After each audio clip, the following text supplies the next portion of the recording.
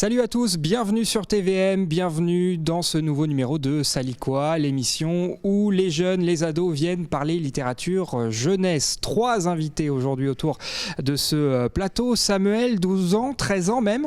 Oui. Bonjour. Bonjour. Que je ne me trompe pas sur l'âge, sinon je vais me faire tout de suite taper sur les doigts. Cyrine est également avec nous. Bonjour Cyrine. Bonjour. Toi tu as 11 ans, merci d'être avec nous. Et puis en face de toi il y a Eliès, 11 ans. Bonjour Eliès. Bonjour. Merci à vous 3 d'être avec nous. Vous êtes tous les 3 membres de l'Écrit des ados, le club de lecture des bibliothèques de Montreuil qui monte cette émission en partenariat avec nous. Alors le programme de cette émission, vous le connaissez. Dans quelques instants on va retrouver une invitée, elle s'appelle Hélène Loupias, elle travaille à l'association Bibliothèque en Seine-Saint-Denis. Samuel, Cyrine, c'est vous qui allez l'interviewer. Et puis à la fin de cette émission, Eliès et Samuel vont s'affronter autour d'un livre dans le dos à dos. Mais comme à chaque fois, on démarre avec les coups de cœur.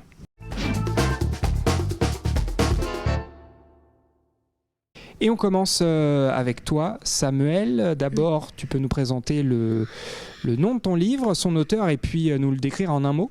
Moi, je présente Angie de Mario de Loris Muraille. En un mot, entraînant. Entraînant. Tu vas évidemment nous expliquer tout ça dans quelques secondes. Cyrine, ton livre à toi aujourd'hui, c'est quoi ? C'est Des voisins trop secrets de Philippe Leroy. Le roi, je pense qu'on peut dire. Ton livre en un mot, ce serait quoi ? Court. Court, ok. T'as trouvé ça trop court ? Oui. C'est ça ? Bon, tu vas nous raconter ça. Et puis, Eliès, tu vas d'abord nous présenter le livre avec lequel tu es venu. Terre Dragon de Eric Lhomme. Ok. En un mot ? Original. Original. Alors, raconte-nous. Donc, c'est l'histoire de Shaylis. Donc, c'est une sorcière qui vit dans un petit village avec sa grand-mère. Donc, tout le monde la déteste parce qu'elle n'est pas comme eux. Ils sont tous superstitieux. Et donc, à un moment, sa grand-mère lui dit de partir avec quelques provisions. Donc, elle part. Et en fait, c'est parce que les villageois se sont réunis, ont fait une réunion pour tuer la grand-mère et Shaylis. Oui. Ok. Il y a une autre histoire à côté et ces deux histoires vont se rejoindre. Donc, c'est l'histoire de Egir Peau d'ours.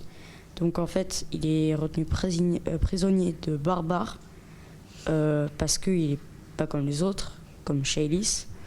Et donc il va essayer de s'échapper afin de se sauver, tout simplement. Donc on a 2 histoires parallèles. Oui. C'est ça qui vont se retrouver à la fin, je suppose. C'est ça. C'est ça qui t'a plu notamment dans l'histoire ? Oui. Pourquoi ? En fait, c'est un chapitre Shaylis et un chapitre Egir Peau d'ours. Et en plus, c'est pas les mêmes buts. Du coup, on voit ce qu'ils essaient de faire tous les deux. Ok, tu nous redonnes juste le nom, l'auteur ? Terre Dragon de Eric Lhomme. Voilà, et c'est le conseil, le coup de cœur aujourd'hui d'Eliès dans ce numéro de Salikwa. On va avec toi maintenant, Cyrine. Est-ce que tu peux nous raconter ce qui se passe dans ton livre ? C'est une fille qui s'appelle Tu te souviens plus du prénom ? Lorraine. Ok. Qui va se réveiller pendant la nuit et va entendre des cris de chez ses voisins. Enfin, cette maison, normalement, elle est inhabitée. Et le matin, elle va se réveiller et elle va le dire à ses parents. Ses parents, ils vont pas la croire. Enfin, ils vont lui dire qu'il y a des voisins et ils vont lui dire que t'hallucines parce qu'elle regarde tout le temps des films d'horreur. Et du coup, voilà. Et quand elle va y aller au lycée, elle va le dire à ses amis aussi vont pas la croire, et son copain aussi, et du coup ils vont tous se moquer d'elle, à part elle est à côté de lui en classe, et lui aussi en fait avant tout le monde se moquait de lui, et du coup elle va comprendre qu'est-ce que ça fait, et après ils vont décider d'aller voir ce qu'il y a dans cette maison. D'accord, ils vont avoir le courage d'aller voir ce qui se passe. Qu'est-ce qui t'a plu ? Parce que tu nous décris, c'est quand même assez sombre, limite un peu horreur. Qu'est-ce qui t'a plu dans ce livre-là ? J'aime bien les livres d'horreur et du coup, ça me plaît. Voilà, ok, tu nous redonnes juste le titre, s'il te plaît, et puis Des voisins trop secrets. Des voisins trop secrets, et puis l'auteur ? Philippe de Roy. Philippe Leroy, le roi, Leroy. je ne sais pas comment on prononce. Merci Cyrine en tout cas pour ce coup de cœur. On termine ce premier tour de table avec toi Samuel. Tu nous racontes ce qui se passe dans le livre que tu veux nous présenter ? Oui, dans mon livre, c'est un livre choral, on pourrait dire, vu qu'il y a beaucoup de personnages.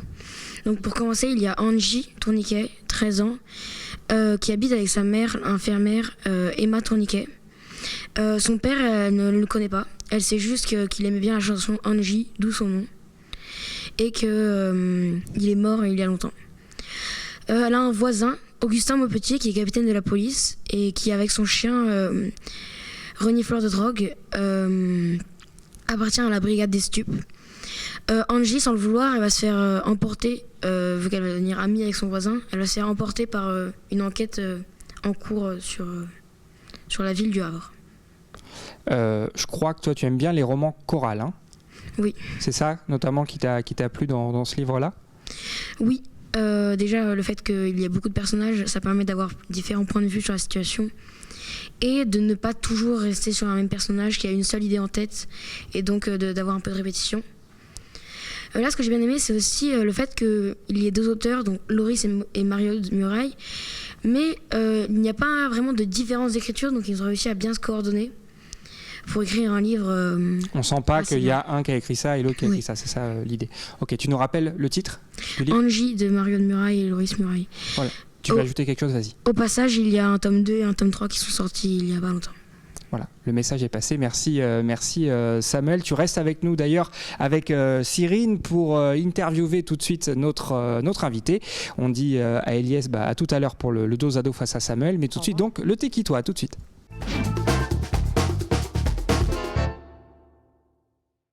Et notre invitée, c'est vous, Hélène Loupias. Bonjour. Bonjour. Vous êtes permanente à l'association Bibliothèque en Seine-Saint-Denis. Nos deux membres du club de lecture Les Cris des Ados ont des questions pour vous, Cyrine et Samuel. Et je crois que c'est toi qui commences, Samuel. Première question. Oui. Avec Cyrine, on voulait vous demander quel est votre parcours en tant que permanente de l'association. Alors mon parcours, moi j'ai fait un bac littéraire pour revenir au tout début. Après j'ai voulu m'orienter en art plastique et puis j'ai bifurqué sur une formation professionnelle pour les métiers de la culture et de travail en travail. Je suis arrivée à l'association des bibliothèques de la Seine-Saint-Denis. On explique peut-être en un mot pour ceux qui ne connaissent pas ce qu'est cette association Bibliothèque en Seine-Saint-Denis.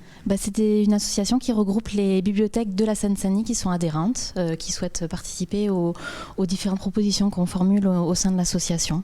Il y en a beaucoup ? Oui, on a sur 40 villes, on est à peu près à 35, oui. Cyrine, ta question ? Qu'est-ce que c'est le festival Hors Limite ? Alors Hors Limite, c'est une manifestation littéraire qui a lieu en Seine-Saint-Denis entre 2 semaines et 3 semaines au mois de mars-avril tous les ans et qui est plutôt orientée littérature adulte. Mais qui a aussi des formules pour la jeunesse et qui a pour but de diffuser la littérature en Seine-Saint-Denis. Et c'est une manifestation qui est organisée par les bibliothèques de la Seine-Saint-Denis et qui est coordonnée par l'association. Et voilà, qui permet un petit peu de suivre le travail au long cours des bibliothèques.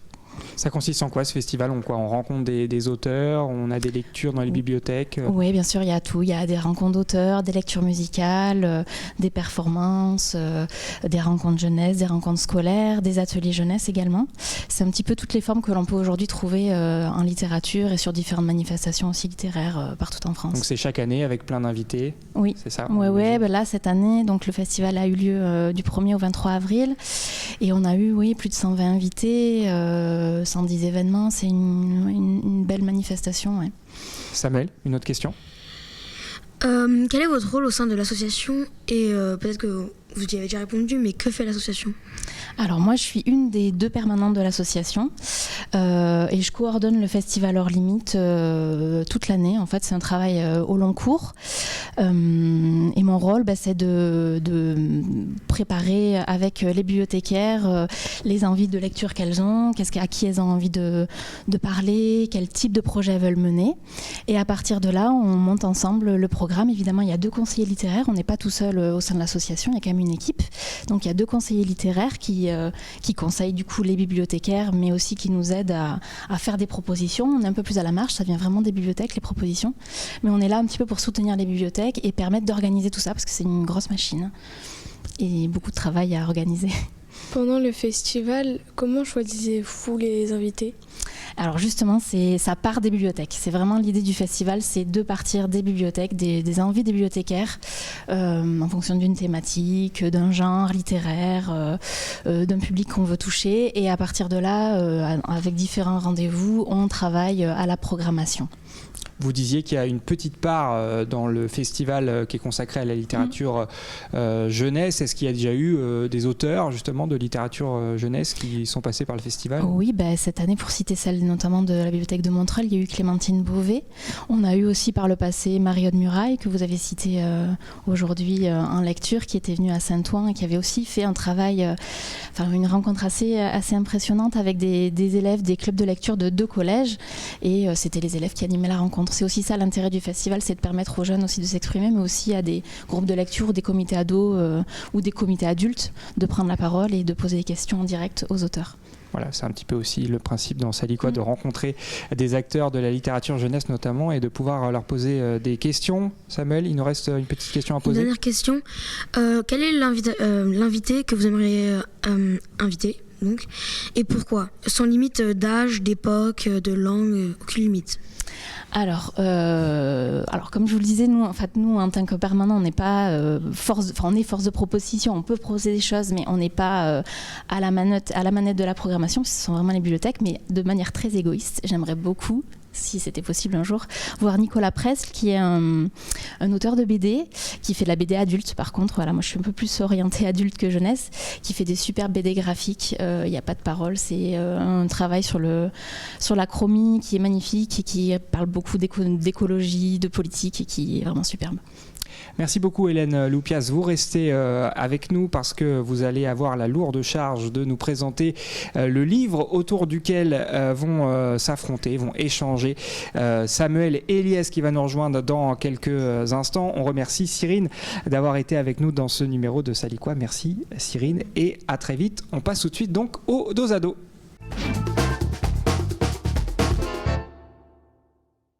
Eliès nous a rejoint donc pour la dernière partie de cette émission, le dos à dos. Vous allez échanger avec Samuel autour d'un livre qui est donc Hélène Loupias. Alors j'ai dans les mains le manga qui s'appelle Ping Pong de Comic Jackson. Ping Kong. Attention, pardon, parce que je crois d'ailleurs tout à fait. que c'est un jeu de mots qui vous plaît pas trop, les garçons. Oui. Pourquoi ? C'est trop basique comme humour. Ça aurait pu être un peu plus subtil. Ping Pong, c'est vraiment... Comment dire, en plus, par rapport à l'histoire... Alors justement, c'est quoi l'histoire ? Ça résume vraiment le manga. L'histoire, en fait, le problème, c'est qu'il n'y a pas vraiment d'histoire. Il y a un scénario de base. Et c'est l'histoire de 2 jumelles qui jouent au ping-pong. Mais une des 2 jumelles est beaucoup moins forte que l'autre. Et donc, la jumelle forte au ping-pong... est dégoûtée par sa sœur, qu'elle trouve insignifiante. Elle veut pas être associée à sa sœur à cause de cette différence de ses performances sportives. Et un jour, la jumelle rejetée essaie de se suicider. Et on pense que c'est à cause de ça qu'elle se transforme en gorille, même si c'est pas très explicite. Elle se transforme en gorille ? Oui, elle se transforme en gorille. Bon, au moins c'est original. Oui. Comme scénario. Oui, il y a un point positif, c'est original comme scénario, mais pas très développé. Parce que l'auteur n'explique pas, c'est juste qu'on sait que la corde pour la potence a craqué sous le poids d'un gorille, quoi. Ok, bon, on va le dire tout de suite, c'est pas un livre que vous avez beaucoup aimé tous les deux, à part peut-être, il y a ce petit côté original dans le scénario. Je crois qu'Eliès, tu partages un petit peu l'avis de Samuel, t'as pas été trop emballé. Non, je trouve comme Samuel qu'il n'y a pas d'histoire, et moi, un livre avec pas d'histoire, ça me plaît pas trop. Il y a quand même 2 tomes. Oui, il y a forcément au moins un petit peu petit peu quelque chose qui se passe ou pas du tout? Bah, en fait, l'auteur a été obligé de s'arrêter à 2 tomes parce que c'était pas très populaire. Et donc, il a fait la fin aux 2 et la fin est vraiment tordue, de ce que j'ai pu entendre. Et les dessins, on rappelle que c'est un manga, sont comment?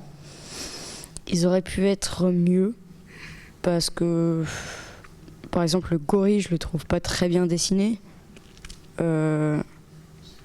Voilà.